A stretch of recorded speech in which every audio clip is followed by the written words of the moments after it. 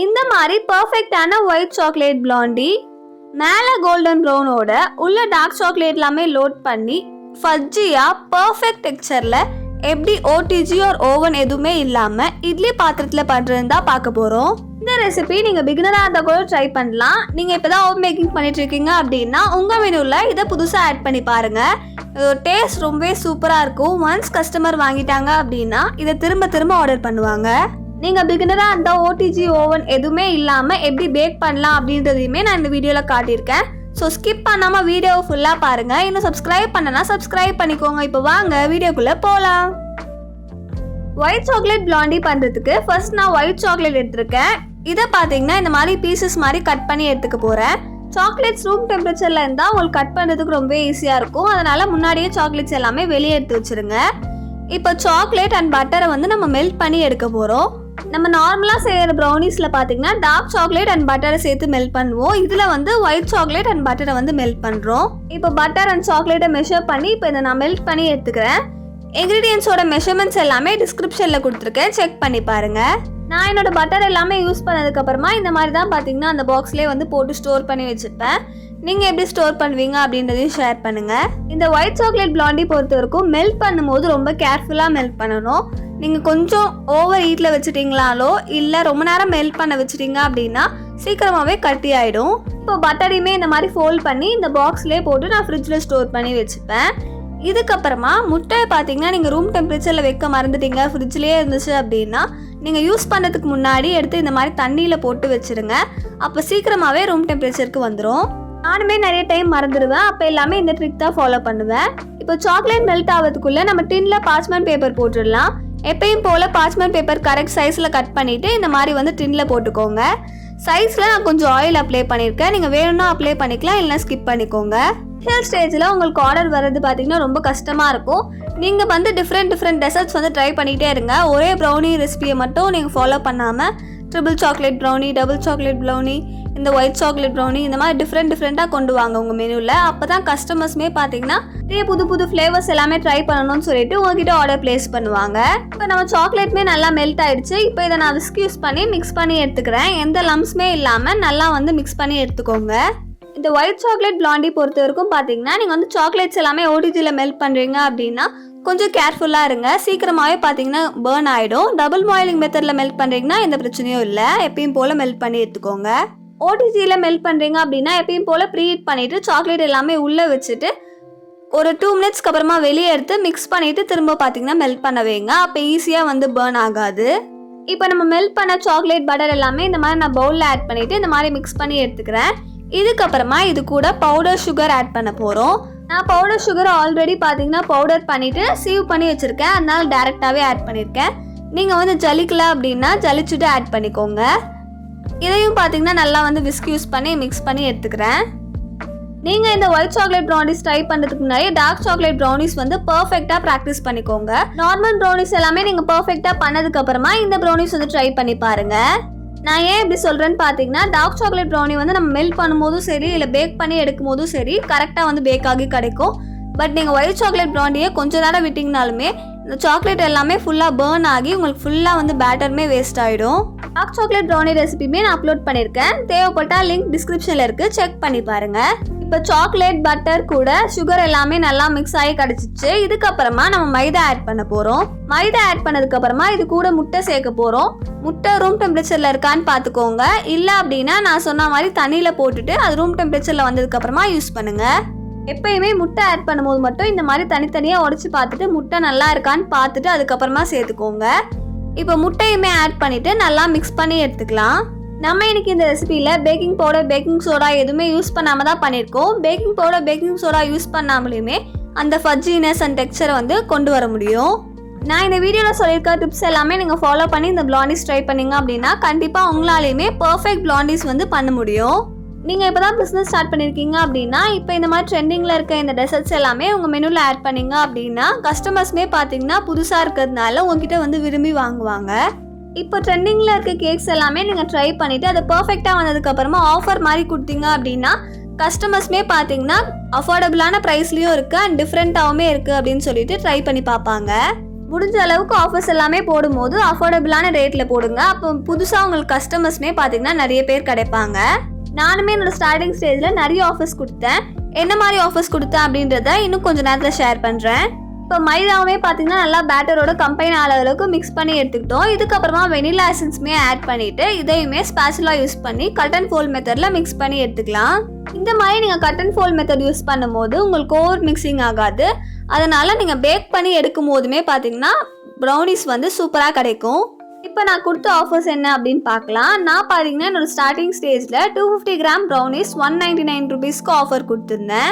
அந்த ஆஃபர் போட்டதுக்கு அப்புறமா எனக்கு நிறைய புது கஸ்டமர்ஸும் கிடைச்சாங்க. என்னோட ஃப்ரெண்ட்ஸ் அண்ட் ஃபேமிலி சர்க்கிள்லையுமே நிறைய பேர் பார்த்தீங்கன்னா எனக்கு ப்ரௌனிஸ் வந்து வாங்கி டேஸ்ட் பண்ணி பார்த்தாங்க. இந்த ஆஃபரில் ப்ரௌனிஸ் வாங்கின நிறைய கஸ்டமர்ஸ் இப்போ என்னோட ரெகுலர் கஸ்டமராகவுமே இருக்காங்க. அதனால நீங்களுமே நிறைய ஆஃபர்ஸ் ட்ரை பண்ணுங்க, உங்களுக்குமே நிறைய ஆர்டர்ஸ் கிடைக்கும். ஆஃபர்ஸ் எல்லாமே போடும்போது அஃபோர்டபுளான ப்ரைஸில் அண்ட் குவாலிட்டியாக கொடுத்தீங்க அப்படின்னா நிறைய புது கஸ்டமர் உங்கள் ரெகுலர் கஸ்டமர்ஸாகவுமே மாறுவாங்க. நம்ம ப்ரௌனி பேட்டர் சூப்பராக ரெடி ஆயிடுச்சு. இதுக்கப்புறமா இது உள்ள டார்க் சாக்லேட் எல்லாமே லோட் பண்ணுறதுக்காக நான் சாக்லேட்ஸ் வந்து கட் பண்ணிட்டு இருக்கேன். இந்த மாதிரி சாக்லேட்ஸை சங்க்ஸ் மாதிரி கட் பண்ணி எடுத்துக்கோங்க. நான் இன்னைக்கு டார்க் சாக்லேட் யூஸ் பண்ணியிருக்கேன். நீங்கள் ஒயிட் சாக்லேட்டை கூட உள்ள சங்க்ஸாக லோட் பண்ணலாம். இல்லை அப்படின்னா மில்க் சாக்லேட் கூட நீங்கள் லோட் பண்ணலாம். உங்களுக்கு என்ன சாக்லேட்ஸ் பிடிக்குமோ அதை வந்து லோட் பண்ணி இந்த மாதிரி வந்து ட்ரை பண்ணி பாருங்கள். இப்போ பேட்டரை நம்ம டின்னுக்கு ட்ரான்ஸ்ஃபர் பண்ணிவிட்டு இந்த சாக்லேட்ஸ் எல்லாமே உள்ளே வந்து ஃபில் பண்ணிக்கலாம். எப்பயுமே பேட்டர் ரெடி பண்ணுறதுக்கு முன்னாடியே இந்த மாதிரி பார்ச்மெண்ட் பேப்பரை டின்னில் வந்து போட்டு வச்சுருங்க. அப்போ உங்களுக்கு ஈஸியாக இருக்கும். பேட்டர் எல்லாமே ரெடி பண்ணிவிட்டு டின்னில் பார்த்தீங்கன்னா அப்படியே ட்ரான்ஸ்ஃபர் பண்ணி பேக் பண்ணிக்கலாம். இந்த ஒயிட் சாக்லேட் ப்ரௌனிஸ் பொறுத்த வரைக்கும் நீங்கள் வந்து ரொம்ப நேரம் வெளியே வச்சிருக்க கூடாது. அதனால் நம்ம ஃபஸ்ட் டைம் வந்து பார்ச்மெண்ட் பேப்பர் எல்லாமே லைன் பண்ணி வச்சுட்டோம்.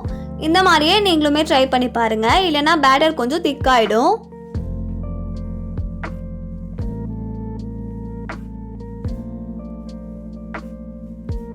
இப்போ டின்ல பேட்டர் ஃபில் பண்ணிட்டு இந்த மாதிரி ஸ்பேச்சுலா யூஸ் பண்ணி ஸ்ப்ரெட் பண்ணி எடுத்துக்கிறேன்.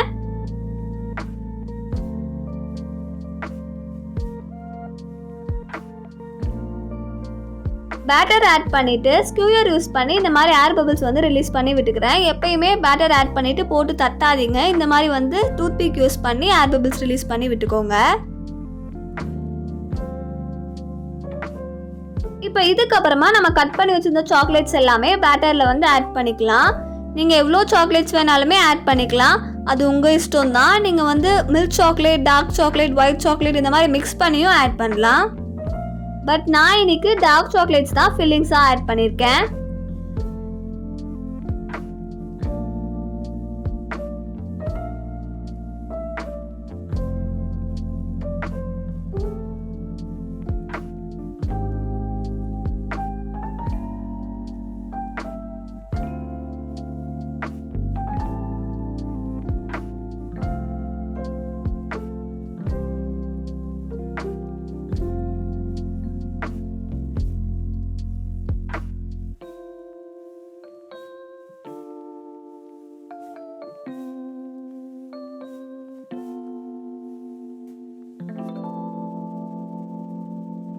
இப்போ சாக்லேட்ஸ் எல்லாமே ஆட் பண்ணியாச்சு. இப்போ இதை பேக் பண்ணி எடுத்துக்கலாம். நான் இன்னைக்கு இந்த இட்லி பாத்திரத்தெல்லாம் பேக் பண்ணி காட்ட போகிறேன். இந்த மாதிரி அடிகனமான பாத்திரம் எடுத்துக்கோங்க. இதுக்கப்புறமா இதில் வந்து கல் உப்பு ஆட் பண்ணியிருக்கேன்.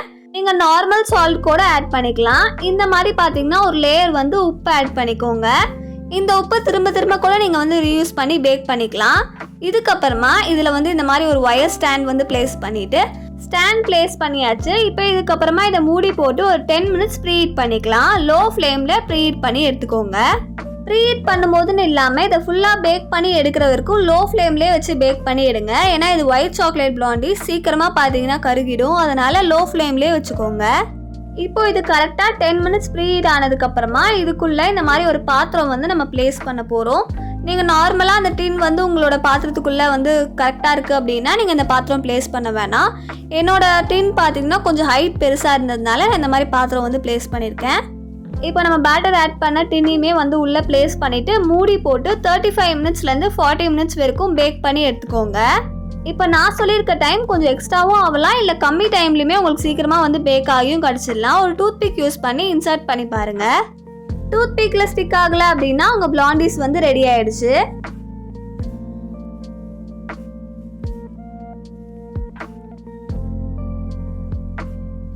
இப்போ இப்போ நானுமே டூத் பிக் எல்லாமே இன்சர்ட் பண்ணி செக் பண்ணி பார்த்தேன். டூத் பிக்கில் எதுவுமே ஸ்டிக் ஆகலை, அதனால் வெளியே எடுத்துட்டேன். இப்போ இது வந்து நல்லா கூல் டவுன் ஆனதுமே நம்ம பீஸ் போட்டுக்கலாம். இதை மினிமம் 2 to 3 hours கிட்ட நல்லா கூல் டவுன் ஆக விடுங்க. அப்போ தான் வந்து பீசஸ் எல்லாமே பர்ஃபெக்ட் ஷேப்பில் கிடைக்கும்.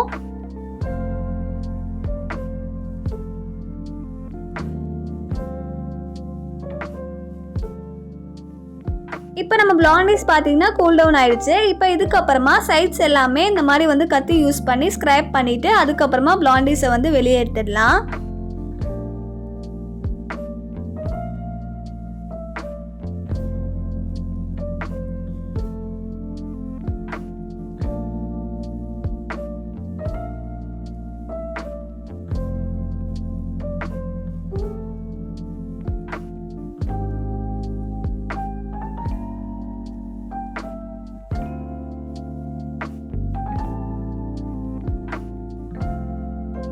சைட்ஸில் இருக்க பட்டர் பேப்பர் மட்டும் நான் வந்து கட் பண்ணி எடுத்துக்கிறேன். கட் பண்ணிவிட்டு இதை வந்து பீசஸ் போட்டு காட்டுறேன் பாருங்கள், எவ்வளோ சூப்பராக ஃபஜ்ஜியாக சாக்லேட்ஸ் எல்லாமே மெல்ட் ஆகி வந்திருக்கு அப்படின்னு. எப்பயுமே பீசஸ் போடும்போது இந்த மாதிரி நைஃப் யூஸ் பண்ணி ஃபஸ்ட்டு மார்க் பண்ணிவிட்டு அதுக்கப்புறமா வந்து பீசஸ் வந்து கட் பண்ணுங்கள். அப்போ தான் உங்களுக்கு பர்ஃபெக்ட் சைஸில் எல்லா ப்ரௌனிஸுமே ஈக்குவல் ஷேப்பில் கிடைக்கும். நீங்கள் பிகினர் அப்படின்னா இன்ஸ்டேப் கூட யூஸ் பண்ணி மெஷர் பண்ணிவிட்டு எல்லாமே கரெக்ட் சைஸில் வந்து கட் பண்ணி எடுத்துக்கலாம். நானுமே பல்க் ஆர்டர்ஸ்க்கு எல்லாமே பெரிய டென்னில் ப்ரௌனிஸ் செய்யும் போது அந்த மாதிரி டேப் யூஸ் பண்ணி மெஷர் பண்ணி தான் வந்து கட் பண்ணி எடுப்பேன். அந்த மாதிரி கட் பண்ணும்போது நம்ம கேக்ஸ் எல்லாமே ஒரே சைஸில் ஈக்குவலாக பர்ஃபெக்ட் ஷேப்பில் கிடைக்கும். நீங்களுமே இந்த மாதிரி நெக்ஸ்ட் டைம் ட்ரை பண்ணி பாருங்கள், உங்களுக்குமே பர்ஃபெக்ட் ஷேப் அண்ட் சைஸில் கிடைக்கும். இப்போ பிளாண்டிஸ் வந்து கட் பண்ணியாச்சு. உங்களுக்கே பார்த்தீங்கன்னா தெரியும், மேலே நல்லா கோல்டன் ப்ரௌனில் சைட்ஸில் எல்லாமே நம்ம லோட் பண்ண சாக்லேட்ஸ் எல்லாம் சூப்பராக மெல்ட் ஆகி ஃபஜ்ஜியாக பர்ஃபெக்ட் டெக்ஸ்சரில் கிடச்சிருக்கு. நீங்கள் இதை ஓடிஜிலையுமே ட்ரை பண்ணி பார்க்கலாம்.